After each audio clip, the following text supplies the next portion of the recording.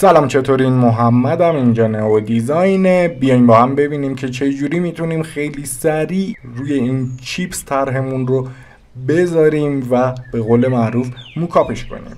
طرحمو وارد میکنم، اندازش رو چک میکنم، اندازش عالیه.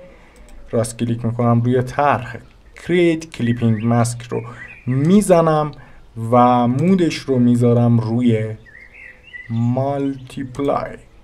خب تا اینجای کار انجام شده، شاید به نظر شما کافی باشه، ولی یه خورده به نظر من طرح غیر واقعیه. برای اینکه واقعی تر بشه چی کار میکنیم؟ ما یه کنترل جی از طرحمون میگیریم، دوباره راست کلیک میکنیم و Create Clipping Mask رو میزنیم. این بار مودش رو میذاریم روی سافت لایت، اپاسیتیش رو کم میکنیم و تا حوالی 36-37 به نظرم عالیه.